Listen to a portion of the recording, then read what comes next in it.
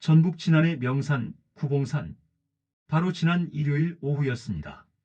한 50대 남성이 아내의 애타는 전화를 끝내 받지 못했습니다. 소방대원이 아내의 신고를 받고 출동해 그를 발견했을 때 그는 이미 싸늘하게 식어가고 있었습니다. 체온은 무려 40.5도, 몸이 말 그대로 펄펄 끓는 상태였습니다. 올여름 전북 지역의 첫 온열 질환 사망자였습니다. 그리고 비극은 여기서 끝나지 않았습니다. 비슷한 시각, 경북 영덕의 팔각산. 이번엔 40대 등산객이 함께 산을 오르던 산악회 동료들 앞에서 힘없이 쓰러졌습니다. 헬기까지 동원해 급히 병원으로 옮겼지만 그 역시 가족의 품으로 돌아오지 못했습니다. 이 두 지역 모두 폭염특보가 내려지고 낮 기온이 35도를 넘나드는 불볕더위가 기승을 부리고 있었습니다. 이분들이 특별히 몸이 약했거나 무모한 도전을 했던 걸까요? 아닙니다.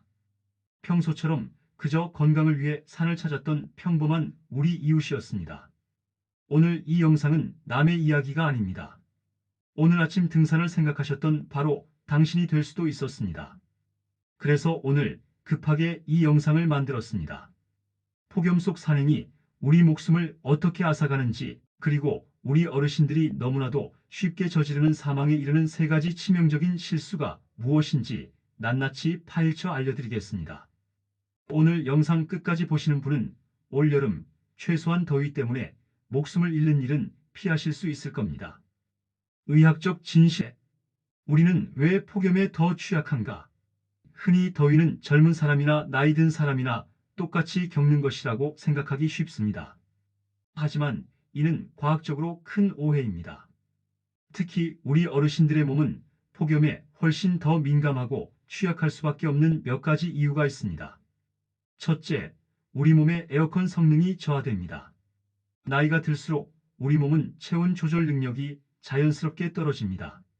젊을 때처럼 땀을 통한 열 배출이 원활하지 않고 신체 총수 분량도 감소해 매 같은 더위에도 탈수 위험이 훨씬 높습니다. 갈증을 느끼는 감각 또한 둔해져 몸은 이미 물을 원하고 있는데도 정작 본인은 갈증을 느끼지 못하는 위험한 상황이 발생하기 쉽습니다. 둘째, 지병 만성 질환이 위험을 가중시킵니다. 한 내과 전문의는 이렇게 설명합니다. 고혈압이나 심장 질환이 있는 어르신들은 폭염에 특히 위험합니다. 무리한 활동으로 심장에 부담이 갈 뿐만 아니라 복용하는 약물 중 일부 이뇨제 성분은 소변 배출을 늘려 탈수를 가속화시킬 수 있기 때문입니다. 또한 당뇨병은 말초신경 손상을 유발하여 땀 분비 기능 자체를 저하시킬 수 있고, 고혈당 상태는 탈수를 더욱 악화시켜 온열 질환을 부추길 수 있습니다. 즉, 평소 건강을 위해 드시는 약이 폭염 속에서는 오히려 독이 될 수도 있다는 사실을 인지해야 합니다. 나는 괜찮다가 아니라 나는 더 위험할 수 있다는 인식이 반드시 필요합니다. 목숨을 앗아가는 세 가지 치명적인 실수. 첫 번째, 가장 뜨거운 시간을 무시하는 실수입니다. 전문가들이 이구동성으로 말하는 폭염 속 산행의 마의 시간이 있습니다. 바로 햇볕이 가장 강렬한 정오부터 오후 5시 사이입니다. 이번에 사고를 당한 두 분 모두 일요일 오후 시간에 산을 오르다 변을 당했습니다. 이 시간대는 단순히 기온만 높은 것이 아닙니다. 땅에서 올라오는 복사열인 지열이 최고조에 달하고 피부 노화와 피부암을 유발하는 자외선 지수와 호흡기에 해로운 오존 농도까지 가장 높은 최악의 시간대입니다. 오후 되니 좀 선선해진 것 같은데? 남들 다 가는데 괜찮겠지 하는 생각이 가장 위험합니다. 땅에서 올라오는 지열과 뜨거운 햇볕에 그대로 노출되는 이 시간만큼은 산행을 피하는 것이 내 생명을 지키는 제1의 원칙입니다. 그렇다면 언제가 가장 좋을까요? 폭염 시기에는 무조건 이른 새벽 시간을 이용해야 합니다. 오전 6시쯤 산행을 시작해서 기온이 본격적으로 오르기 시작하고 햇볕이 따가워지는 오전 10시 전에는 하산하는 것이 가장 안전하고 현명한 방법입니다. 상쾌한 아침 공기를 마시며 즐기는 산행이 건강과 안전 모두를 잡는 길입니다. 두 번째, 내 몸의 신호를 과신하는 실수입니다. 많은 어르신들이 내가 왕년에는 산 좀 탔지. 이 정도 코스는 눈 감고도 다녔어라며 자신의 체력을 과신하는 경향이 있습니다. 하지만 폭염 속 우리 몸은 평소와 완전히 다릅니다. 평소에 50에서 70%의 체력밖에 발휘할 수 없다고 생각하고 겸손해져야 합니다. 평소에 가던 코스라고 폭염 속에서도 괜찮을 거라 생각하는 것이 가장 위험한 판단입니다. 전문가들은 평소 산행 거리의 70% 이하, 즉 코스를 절반 가까이 줄이라고 조언합니다. 또한 몸이 보내는 위험 신호를 절대로 무시해서는 안 됩니다. 온열 질환 자가진단 체크리스트를 꼭 기억해 주십시오.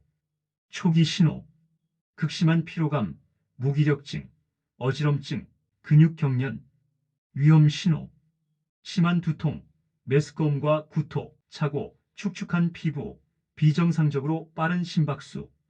초기 신호가 나타났을 때 조금만 더 가면 괜찮아지겠지 하고 무시하는 순간 위험 신호로 넘어가며 돌이킬 수 없는 상황에 빠지고 맙니다. 즉시 모든 활동을 멈추고 그늘에서 휴식을 취하거나 동행이 있다면 도움을 청하고 하산을 결정하는 용기가 필요합니다. 이를 위해 버디 시스템, 즉 동반 산행이 매우 중요합니다. 서로의 안색을 살피고 대화가 줄어들거나 걸음이 느려지지는 않는지 확인하는 것만으로도 큰 사고를 막을 수 있습니다. 세 번째, 기본적인 준비를 소홀히 하는 실수입니다. 너무나 당연한 이야기 같지만 이 기본을 지키지 않아 사고가 납니다. 바로 물, 옷차림, 그리고 약간의 상식입니다. 전문가들은 갈증을 느끼지 않더라도 20분에서 30분에 한 번씩 한두 모금씩 규칙적으로 물을 마셔야 한다고 강조합니다. 목이 마르다고 느꼈을 때는 이미 우리 몸의 탈수가 상당히 진행된 상태이기 때문입니다. 배낭에는 최소 1.5리터 이상의 물을 챙기고 전해질 보충을 위한 500ml 이온 음료를 별도로 준비하는 것이 좋습니다. 단순히 물만 너무 많이 마시면 체내 염분 농도가 떨어지는 전하트륨 혈증이 올 수도 있기에 이온 음료나 소금, 사탕을 함께 섭취하는 것이 중요합니다. 옷차림은 생명과 직결됩니다. 땀이 잘 마르지 않는 면카톤 소재의 옷은 절대 피해야 합니다. 땀에 젖은 면 옷은 피부에 달라붙어 몸에 열이 빠져나가는 것을 막고 체온을 급격하게 상승시킵니다. 반드시 땀 흡수가 빠르고 통풍이 잘 되는 헐렁한 기능성 옷을 밝은 색상으로 입어 몸이 숨 쉴 수 있도록 해주어야 합니다. 여기에 챙이 넓은 모자는 필수입니다. 마지막으로 잘못된 상식입니다. 시원한 막걸리나 커피 한 잔은 괜찮겠지 생각하신다면 큰 오산입니다. 알코올과 카페인은 소변 배출을 촉진하는 이뇨작용을 해 오히려 탈수를 부추기는 최악의 선택입니다. 산에서는 오직 물과 이온 음료만이 정답입니다. 생명을 살리는 응급대처법. 만약 나 자신이나 함께 등산하던 동료가 쓰러졌다면 어떻게 해야 할까요? 당황하지 마시고 이 순서를 꼭 기억하십시오. 1단계 즉시 111 구신고. 산에서는 위치 설명이 가장 중요합니다. 등산로에 있는 국가지점번호나 다목적 위치 표지판을 찾아 그 번호를 알려주면 구조대가 신속하게 위치를 파악할 수 있습니다. 환자의 상태, 의식 유무, 호흡 등을 침착하게 전달하십시오. 2단계 그늘로 이동. 환자를 즉시 그늘지고 서늘하며 바람이 잘 부는 곳으로 옮겨야 합니다. 3단계 체온 낮추기. 옷의 단추를 풀고 허리띠를 헐렁하게 해줍니다. 가지고 있는 물을 수건이나 손수건에 적셔 목덜미, 겨드랑이, 사타구니 등 큰 혈관이 지나가는 곳을 집중적으로 닦아주면 체온을 빠르게 내릴 수 있습니다. 부채질을 해주는 것도 큰 도움이 됩니다. 4단계 수분 공급. 환자가 의식이 뚜렷하고 물을 마실 수 있다면 시원한 물이나 이온 음료를 조금씩 마시게 합니다. 여기서 주의할 점, 의식이 없는 환자에게 억지로 물을 먹이면 기도를 막을 수 있어 절대 안 됩니다. 또한 열이 난다고 해서 해열제를 함부로 먹여서도 안 됩니다. 온열 질환은 염증으로 인한 발열이 아니므로 해열제가 효과가 없을 뿐더러 간에 부담을 줄 수 있습니다. 산행보다 중요한 산행 후 관리법. 안전하게 하산했다고 해서 끝이 아닙니다.